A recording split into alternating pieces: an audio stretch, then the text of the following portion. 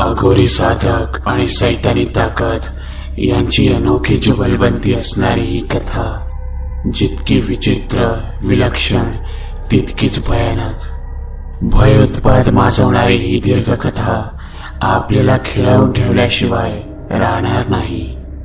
तेव्हा भीतीने रक्त गोठावून टाकणाऱ्या या अघोरी सफरीसाठी तयार राहा।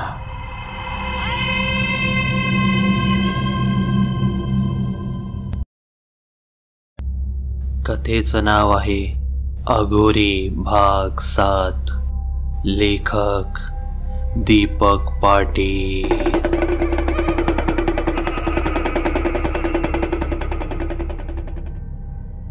त्या विचित्र मृत्यूला आता जवळजवळ 10 दिवस होत आले। त्या मृत मुलीची आई अजूनही कोमातच होती। शेजारच्या कुणीही काहीही पाहिले नसल्याने तपास दिशाहीन होता। प्रताप आणि सारा डिपार्टमेंट डोकं खपवून दमलं, पण काही हाती लागलं नव्हतं। फॉरेन्सिक टीमला त्या फ्लॅटमध्ये काही विचित्र गोष्टी मिळाल्या होत्या। हॉलमध्ये पसरलेली ती विचित्र काळसर भुकटी ही राख असावी असा प्रतापसह साऱ्यांचा कयास होता, पण ती एक वेगळंच केमिकल कंपोजिशन असणारी भुकटी होती। असं काहीतरी जे अजूनही या जगासाठी अज्ञात होतं। फॉरेन्सिक टीम लॅबमध्ये निरनिराळे प्रयोग करून तो काय पदार्थ आहे याचा शोध गेले 10 दिवस घेत होती, पण त्यांनी शेवटी कंटाळून त्या भुकटीला फॉरेन पार्टिकल्स असं गोंडस नाव देऊन हात टेकले। शिवाय त्या फ्लॅटमध्ये काळे पंखही मिळाले होते। ते कावळ्यांचे पंख आहेत हे कन्फर्म झालं होतं, पण ते एका कावळ्याचे नव्हते, अनेक पक्ष्यांचे ते पंख होते। म्हणजे त्या रात्री त्या फ्लॅटमध्ये असंख्य कावळे उपस्थित होते। ही गोष्ट जितकी विचित्र तितकीच भयानक होती। प्रतापने आधीच्या रेवा नावाच्या मुलीच्या केसमध्येही कावळ्यांचा उल्लेख ऐकला होता, त्यामुळे 2 केसमध्ये हा एक समान दुवा असावा हा त्याचा कयास होता। पण आता त्या मुलीची आई शुद्धीवर आल्याशिवाय सत्य समजणं अवघड होतं। अन प्रतीक्षा संपली। पुढच्या 2च दिवसांनी प्रतापला हॉस्पिटलमधून फोन आला। ती महिला शुद्धीवर आली होती। प्रताप अन टीम पुढच्या अर्ध्या तासात हॉस्पिटलमध्ये पोहोचले, पण त्यांना जवळजवळ तासभर वाट पाहावी लागली, कारण शुद्धीवर आलेली ती महिला प्रचंड घाबरली होती।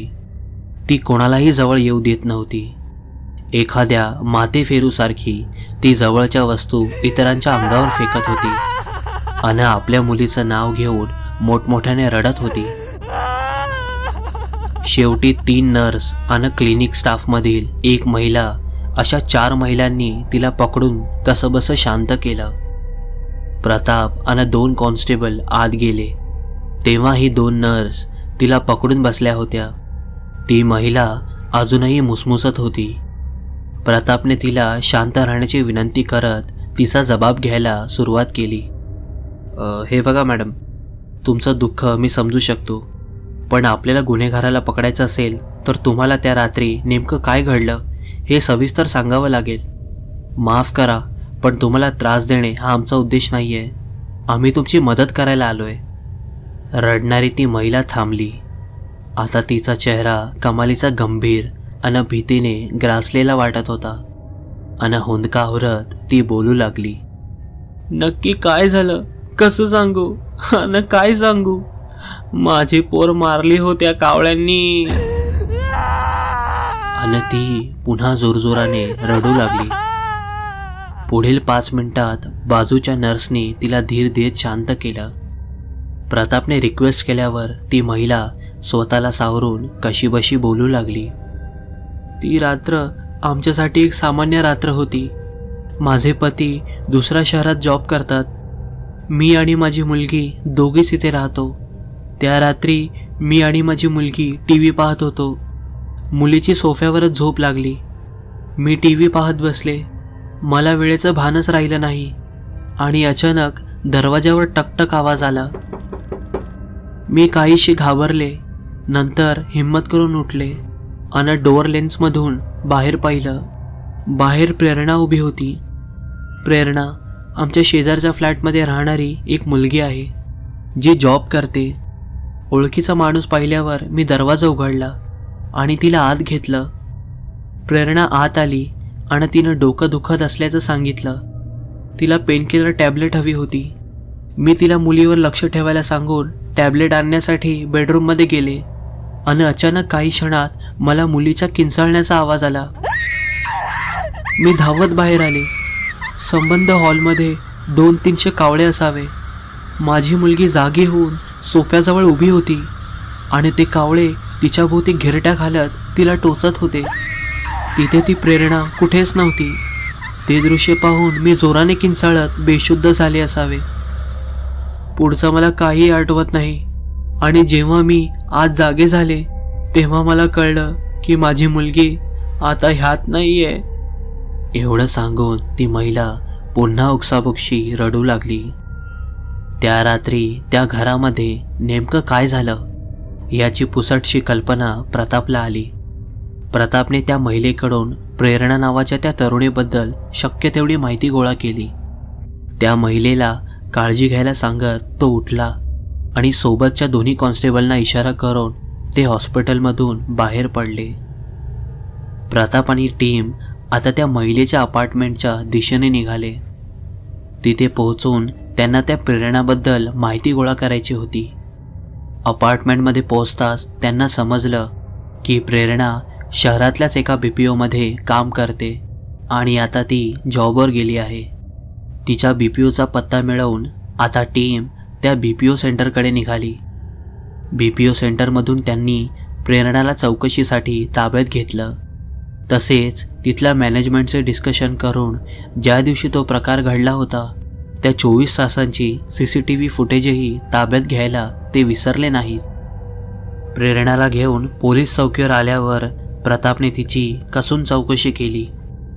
काहीशी घाबरून गेलेली ती तरुणी सर्व प्रश्नांची उत्तरे देत होती.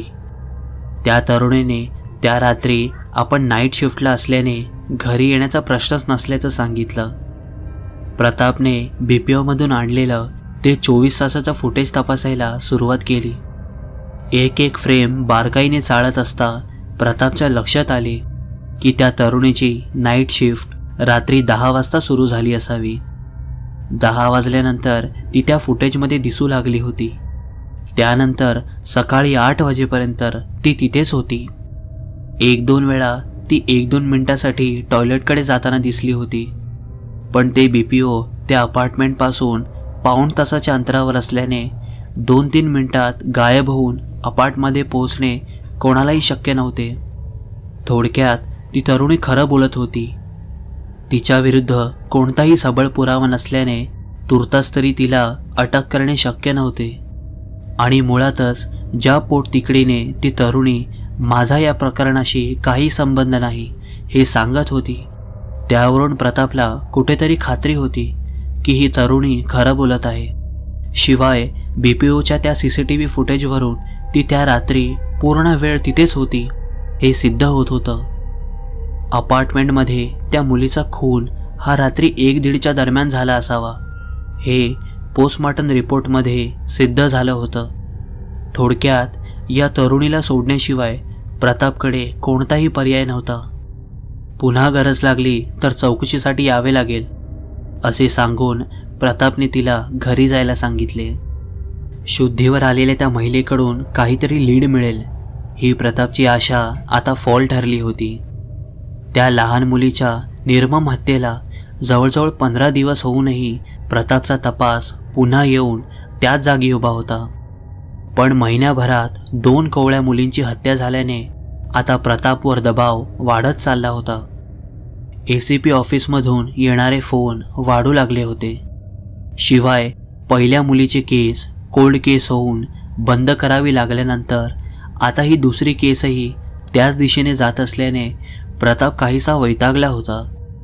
कोणतीही ठोस लीड हाती नसल्याने तपास दिशाहीन झाला होता.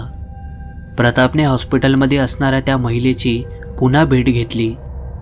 प्रेरणाकडे केलेल्या चौकशीबद्दल त्याने त्या महिलेला कल्पना दिली.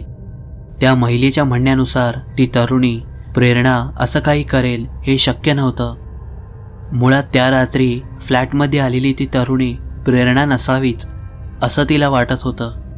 प्रेरणाचे रूप घेऊन आलेले ते काहीतरी विचित्रच होतं, अमानवीय होतं असं त्या महिलेचं म्हणणं होतं. प्रतापचा त्या महिलेच्या म्हणण्यावर काडी मात्र विश्वास नसला तरी तो काहीही न बोलता इथून बाहेर पडला.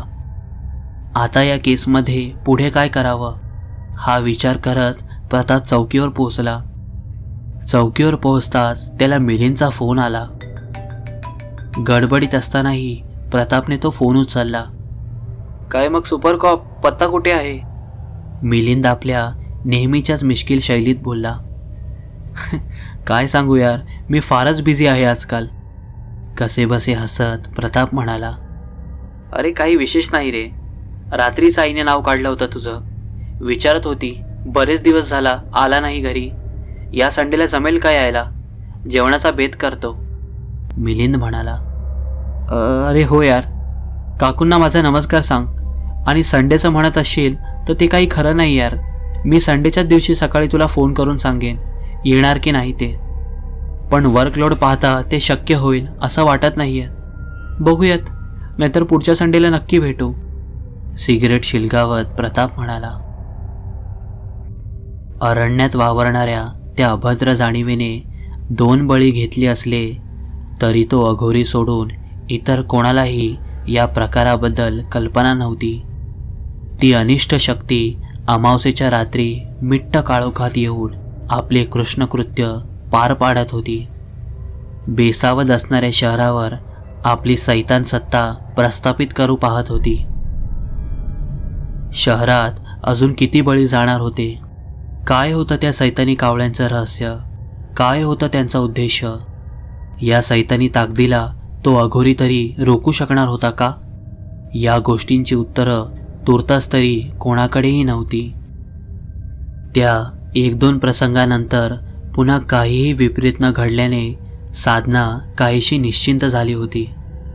हल्ली साक्षी जरी वारंवार खोटं बोलत असली, रूममध्ये असताना एकट्यानेच बडबडत असली, तरी सचिनच्या सांगितल्याप्रमाणे वाढत्या वयामुळे तिच्या स्वभावात फरक पडत असावा असं मानून साधना काहीशी बेफिकर होती. अन एके सायंकाळी तो भयानक प्रसंग घडला, ज्यामुळे बेफिकर साधना जणू खडबडून जागी झाली. सायंकाळचे 7:30-8 वाजले असतील. स्वयंपाक केव्हाच तयार झाला होता. सचिन अजून घरी परतला नव्हता. साधना सोफ्यावर बसून आपल्या आवडीच्या धाराविक पाहत होती. साक्षी आपल्या रूममध्ये खेळत बसली असावी. जवळजवळ अर्धा तास होऊनही साक्षीचा कसलाच आवाज येत नाही. हे लक्षात आल्यावर साधना काहीशी घाबरली अन साक्षीला आवाज न देता दब्या पावलांनी ती तिच्या खोलीकडे जाऊ लागली. खोलीचे दार जरी पुढे लोटले असेल तरी ते आतून बंद नव्हते. सावकाश पावले उचलत साधना आता त्या दाराजवळ पोचली. हलक्या हाताने ते दार किंचित उघडून साधनाने आत डोकावून पाहण्याचा प्रयत्न केला आणि आतील दृश्य पाहून ती जणू जागीच खिळली. तिचं हृदय जोराने धडधडू लागलं. श्वास फुलला. उभ्या जागीच तोल जाऊ लागल्याने तिने आधारासाठी हाताने हलकेच पकडलेल्या त्या दरवाजावर भार टाकला. तसा तो दरवाजा पटकन मागे सरत भिंतीवर जाऊन आदळला आणि धाडकन आवाज झाला. त्या आवाजाने बेडवर असणारे ते कावळे भरकन उडत खिडकीतून बाहेर पसार झाले. बेडवर बसलेली साक्षी रागाने साधनाकडे पाहत होती. आपली तंद्री भंग केल्याने साक्षीला भलताच राग आला असावा. स्वतःला सावरत कशीबशी उभी राहिलेली साधना साक्षीकडे पाहतच राहिली. क्षणभरासाठी ही आपलीच मुलगी आहे का असा प्रश्न तिला पडला असावा. साधनाने जेव्हा दरवाजातून आत पाहिले होते तेव्हा साक्षी बेडच्या मध्यभागी मांडी घालून बसली होती. तिचे तोंड खिडकीच्या दिशेने होते आणि 6-7 कावळे वर्तुळाकार बसून तिच्याकडे एकटक पाहत होते. साक्षी मात्र एकटक खिडकीकडे पाहत होती. खिडकीत ते तांबूस रंगाचे भले मोठे उघड घुबड बसले होते. ते घुबड आपली झेंडूसारखी मान वर खाली करून काहीतरी बोलण्याचा प्रयत्न करत असल्याचा भास होत होता आणि साक्षी मात्र भान हरपल्यासारखी त्याच्याकडे पाहत होती. साधनाकडून तो दरवाजा ढकलला गेल्याने जो आवाज झाला त्या आवाजाशी खिडकीतले ते घुबड आणि ते कावळे पटकन खिडकीतून बाहेर पडत बाहेरील अंधारात गायब झाले होते. आणि या साऱ्या प्रकाराने चिडलेली साक्षी साधनाकडे रागाने पाहत होती. क्षणभर साधनालाही आपल्या मुलीच्या नजरेत असणारी भयानकता पाहून घाबरायला झालं. पण पुढच्या क्षणाला स्वतःला सावरत साधनाने तिला जोराने आवाज दिला, साक्षी. तिची साक्षी जणू झोपेतून जागी झाल्यासारखी त्या तंद्रीतून बाहेर आली आणि पटकन धावत येऊन तिने आपल्या आईला मिठी मारली. साक्षीला घडल्या प्रकाराबद्दल काहीही आठवत नसेल तरी साधना मात्र या प्रकाराने भयंकर घाबरली होती. काहीतरी विचित्र गोष्ट आपल्या मुलीच्या मागे लागली आहे याबद्दल तिला आता खात्री झाली होती. पण याबद्दल करायचं तरी काय हा मोठा प्रश्न होता. कारण सचिनशी तर तिने आधीही बोलण्याचा प्रयत्न केला होता, त्यामुळे त्याच्याशी पुन्हा बोलून काहीच फायदा नव्हता असं तिला वाटत होतं. आणि अचानक तिच्या मनात आपल्या भावाचा प्रतापचा विचार आला. हो, प्रतापशीच बोलायला हवं. तो नक्कीच विश्वास ठेवेल माझ्यावर आणि मला मदतही करेल. पण ही गोष्ट फोनवर सांगण्यासारखी नाहीये. त्याला घरी बोलवायला हवं आणि सविस्तर सांगायला हवं. उद्या सकाळीच त्याला फोन करून आपण घरी बोलवूयात. हा विचार करून साधना काहीशी निश्चिंत झाली, कारण तिला आपल्या भावावर विश्वास होता. आपला भाऊ आपली नक्कीच मदत करेल ही तिला खात्री होती. शहरावर दाटलेला घनदाट काळोख अरण्याकडे सरकताना मात्र अधिकच गहिरा वाटत होता. आज अमावस्या होती. मागील अमावस्येला झालेल्या फसवणुकीनंतर तो अघोरी जणू या अमावस्येच्या रात्रीचीच वाट पाहत होता. मधल्या काळात त्याने हे संपूर्ण अरण्य पालतं घातलं होतं, पण त्या अभद्र जाणीवेचा कुठेही लवलेश नव्हता. अरण्यात वावरणारी ती सैतानी ताकद अमावस्येलाच आपलं अस्तित्व प्रबळपणे दाखवते हे एव्हाना त्या अघोरीच्या लक्षात आलं होतं. त्यामुळे अमावस्येच्या रात्रीची वाट पाहण्याशिवाय अघोरीकडे काहीही पर्याय नव्हता. आजच्या रात्री काहीही करून हे प्रकरण संपवायचं असा त्याने जणू चंगच बांधला होता. तो पूर्ण तयारीनिशी त्या पिंपळाच्या झाडाला टेकून बसला होता. रात्र पुढे सरण्याची जणू तो वाटच पाहत होता.